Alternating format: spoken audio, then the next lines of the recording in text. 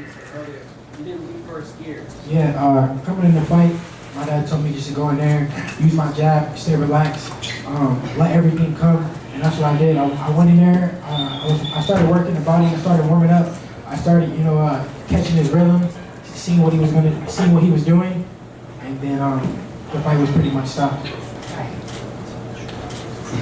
This was typically one of your hardest sort of opponents to date. Do you feel like that in there?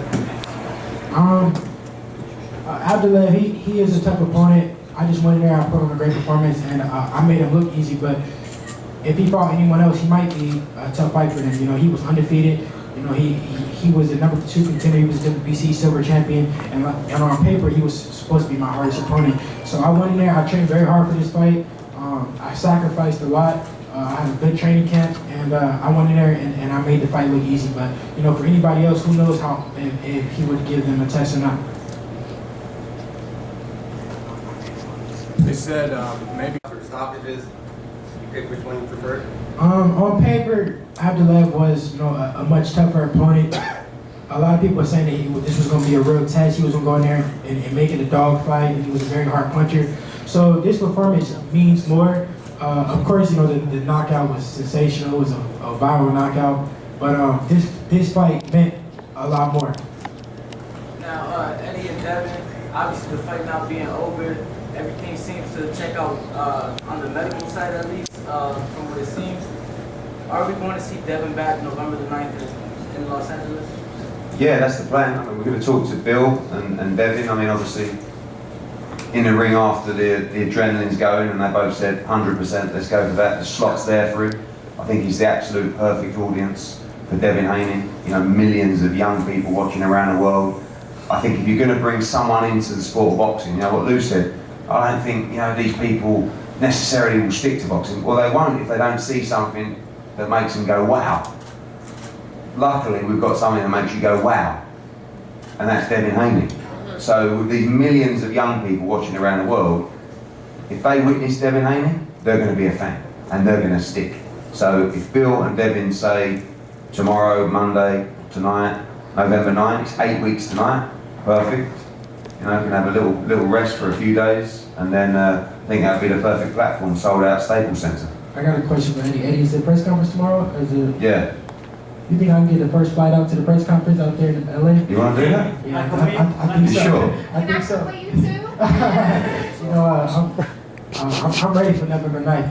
I went in there, I didn't take, hardly any punishment. Of course, I had a hard training camp, so of course I want to take a few days off, but I want to get back in the ring as soon as possible. Now, I know you haven't been on your phone, you've been taking care of other things, but Logan Paul actually mentioned and requested for you to be on that undercard. He said, Eddie, can we make this happen? So, Well, he's a big fan. He was watching tonight, and there's been a lot of chat from, like I said, from the internet saying, it's an insult a fighter going on the undercard of fight. It's 20,000 people at the Staples Center. It's millions of people watching around the world. That's called a global platform to showcase your talent. Devin, speaking of a global platform to showcase your talent, is there any style of opponent or a specific opponent that you want to showcase what you're made out of on the undercard of Logan Paul? That's really up to my team. I'm willing to fight whoever, and I've been saying this for a long time. Whoever they put in front of me, I'll beat. I'm able to adjust to anybody. I feel like I'm one of the best fighters in the world, and I'm willing to showcase my skills against whoever they put in front of me. You've just headlined the Olympics. You have to sort of fight your crowd to be on the undercard of that, or is it not? Say it again. You have to sort of fight your crowd to be on the undercard against that. No, they have a big following, and like you said, I just headline here. I'm going on their card, and I'm happy to be on the card. Like I said, it's good for boxing, and it's going to bring a lot more fans, to Devin Haney and to boxing period. Congratulations on a great win tonight. Your poise in the ring is unbelievable. It shows that it's showing that you're a lot older than only 20. But talk about your dad and what he means to you in your professional career, what he brings to the table in boxing. My dad means so much. He means everything to my career. My dad was the first person, who brought me to the gym. He taught me how to throw my first jab before I was even boxing. You know, he taught me how to put my hands up, you know, and just protect myself. So my dad means a lot. You know, without my dad, I wouldn't be here. You know, my dad, he came up, you know, really with the game plan to go in there in the ring tonight, and I just went in there and executed it. You know, like I said, without my dad, I wouldn't be where I'm at. You know, I'm thankful for him, and I appreciate him. You know, he doesn't get a lot of attention because, you know, people they try to say, oh, this trainer, but really my dad is behind, you know, the science behind Devin Haney. Trainer of the year.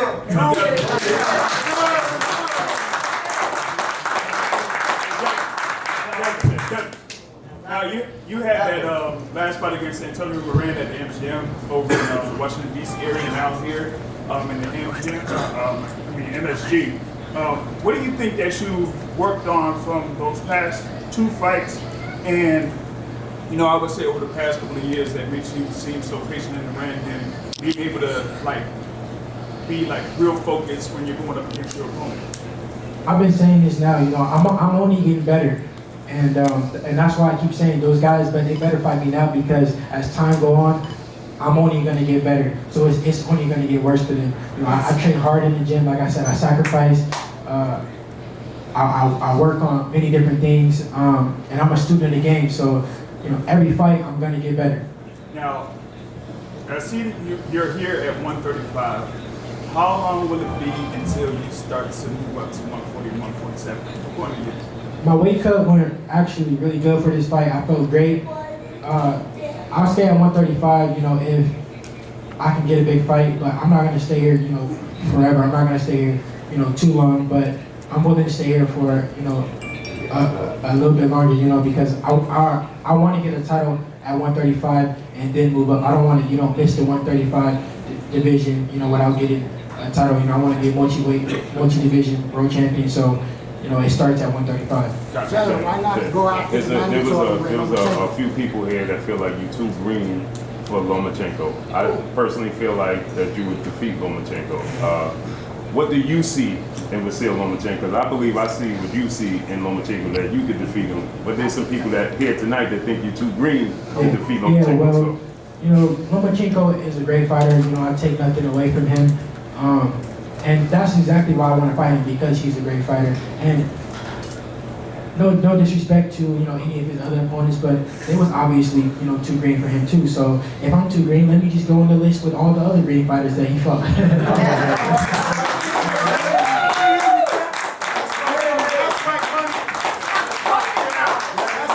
That's why he's the dream. I've got a question for Bell. How do you assess Devin's performance tonight? And second part of that question, do you feel like he's ready for something like Lomachenko, considering his amateur career and what he can throw right now? I mean, every fight, Devin is getting better and better, and like he keeps reiterating, it's only going to get worse. I think he did great with this fight. I mean, we expected him to go in and use his jab and break him down. You know, kind of like you know, the Floyd thing. You know, everyone saw the last fight and saw the knockout, and he kind of like, you know, was thinking about his right hand. But all through camp, you know, I stressed that the jab, he has the best jab in the business, and he went out and he broke him down with his jab, and he set up the right hand. Devin, why not press for the mandatory fight against Lomachenko? If you take a fight in November, won't that allow Lomachenko to take a fight before the unification match? Well, Lomachenko is already going to fight the unification match. That's pretty much set in stone. There's nothing we really can do about that. So I'm not going to just sit around and wait for Lomachenko. Of course, I want to stay busy, so I'm going to defend my interim world title, and we'll see what happens. This is for your dad. I know you'll fight just about anybody. You'll fight Lomachenko. You'll probably fight Canelo if you really wanted to. But would you rather see your son fight somebody like a Luke Campbell, a Richard Comey, a couple guys that are up there in the rankings before he just jumps right into Lomachenko? Or do you just want him to just fight Lomachenko off the bat if you had your, you know? Well, I mean, we wanted to fight originally Luke Campbell for the title, you know, and that was what we went into it with Eddie in hopes that we could have made that fight happen. I think he's had 5 fights on television now, and I think they've been flawless performances. As far as Lomachenko, I don't see anyone on Lomachenko's list that Devin could handle as well. I don't see it as being a problem. So I mean, of course, we want Lomachenko. He wants to make the biggest fights and the best fights, and part of the reason of I guess of his going with Eddie as well is because he makes the best fights, you know. And I think he's going to make the fight with Lomachenko sooner or later. One thing that I can say is, if I'm just so easy, if I'm so green, if I'm not ready, why not just fight me and beat me? Get me out the way. If I saw somebody and it was just an easy payday and it was just something, I would fight him too. So why not just fight me and get me out the way? I'm talking a lot. I'm making a lot of buzz. I'm calling his name every single day. I DM'd him on Instagram. He didn't respond. Why not just get me out the way? Oh, you a beast! But Ducky, a dream! You a beast, boy! Hey, Devin, I know you really Not dream. I mean, you've got a couple of fights over the UK. When do you think we can see Devin on our show? Oh, well, before he starts getting too expensive, I'd love to get him to the UK. You know, actually, after the fight, I went on social media. He was trending #1 in the UK, which basically, obviously, was live on Sky Sports tonight. There's a lot of people standing up to watch him. It's 4 o'clock in the morning, and every boxing fan in the UK is standing up to watch him. Now, I'd even like to take him to Saudi Arabia and box on the Joshua. But I mean, there's so many things that I want to do, and part of the plan is to box him all over America as well. You know, we've done Washington now, we've done New York, now we do LA, but there's also the UK, there's the Middle East, there's Asia. You know, when you talk about building a global star, this is what I keep saying about Saudi Arabia. You know, people moan about Saudi Arabia. It's another world out there. America's a great country, so is Britain. But it's a big place, you know, and the people of the Middle East, the people of the Far East, you know, the people in Asia, everyone can be a Devin Haney fan. That's right. So I feel like if you're selling boxing, this is the person that you want to showcase the sport. Yeah! What time is it? What do we need?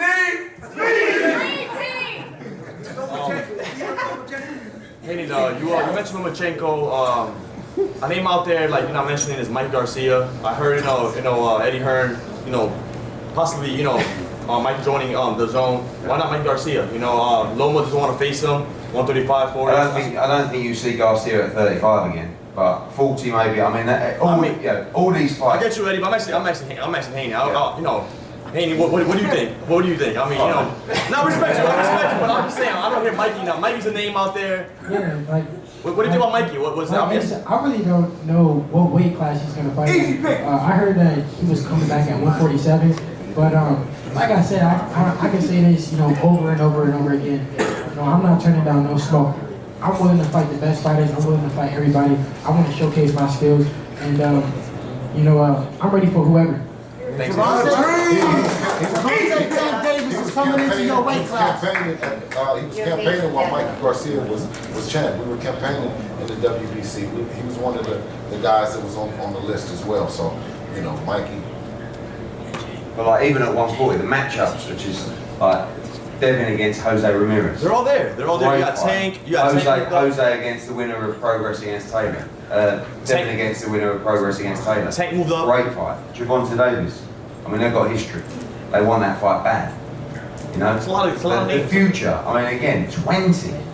Like, all this ahead of him. I said to him tonight, the world is your oyster. It really is. Tank is coming into the division, bringing a lot of noise.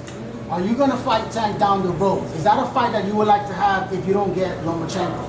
Of course, that's a big fight for me. I would love that fight. Like I said, I could keep saying this over and over and over again.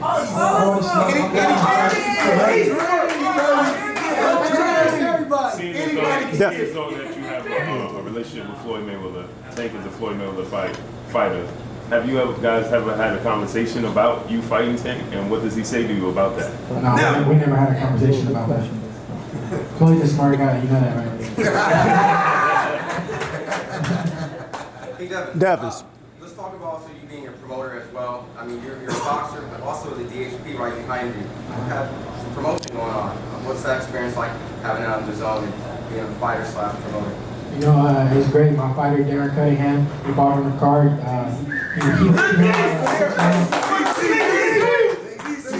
He's somewhere around here, but you know, he went in there. He got the rounds in, and you know, I'm happy for him. And this don't need to start. You know, as I get bigger, you know, my company is only going to get bigger, and you know, I'm just happy with the way everything is going. That's right. You know, speaking of fighting all over, when would you like to showcase your talents in the Bay Area? The Bay Area. In the Bay Area. Of course, I would love to go back home and fight. You know, that would be crazy. Yeah, that'd be lit. You know, that's a dream come true. We were looking to fight there. You know, for this fight. Now we know that you had back and forth with Robert Easter. Is that a fight that you pursued? No. I remember a time where I wanted to fight Robert Easter, and he was acting like I didn't exist, and he was like, dissing me, saying, "Who am I?" and nobody knew me. So, guess what? Who is that? I don't even know him.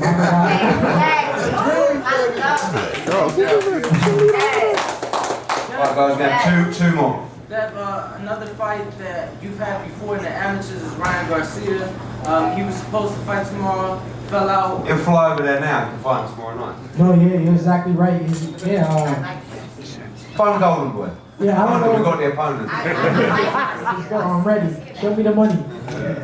That would be a great fight. Is that a fight that realistically you would want? Because I mean, you'd have to think the way you're looking that they'd be ducking that fight, right? I mean, you guys have fought already in the amateurs. Is that a fight that you're going to be looking for? I don't know if they ducked the fight or not. I seen Oscar did an interview. I want to say yesterday or the day before, saying how he was going to watch my fight, and that was a fight that they wanted to make happen. So yeah, of course, you know, I think that can be a big fight one day, and we can make it happen. You know, a lot of people are interested in that fight, and one day that fight will happen. I would love that. As long as he keeps winning. Yeah, I would love that.